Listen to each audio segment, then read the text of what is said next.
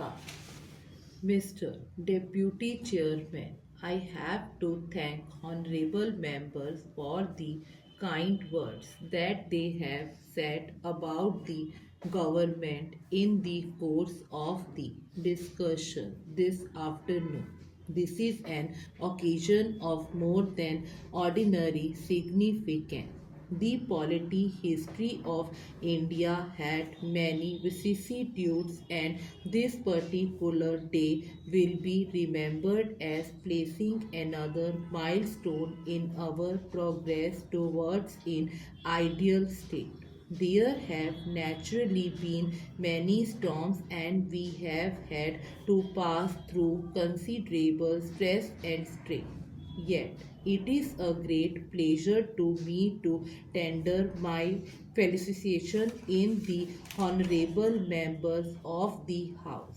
During the last 10.5 months, the country had been resounding with the echoes of the States Reorganization Commission, the proposals made by it, the various claims put forward by individual groups and government, and the comments and criticism made by innumerable persons from the press, from the public platforms, from the floor of the legislatures, and ultimately from the floor of the two houses of parliament itself. It is a matter of gratification. I would submit almost one of unique character that in spite of all the vicissitudes through which this bill had to pass, ultimately the form which it has assumed and which represents the fruits of the collective wisdom of the two houses of parliament has the support, almost the unanimous support of both the houses. I would like honorable member just to place before themselves the picture of the new map of India. So far, we had a large number of states. Perhaps there were 20 states besides some other territories, but now we will have only 14 states and 4 territories besides the Andamans, the Nicobars, and the Lakshadweeps.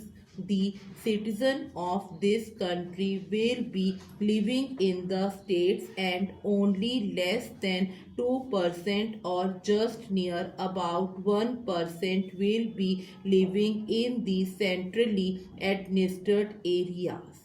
It is worth considering now whether we have not really succeeded in evolving a scheme of which we all can well be proud.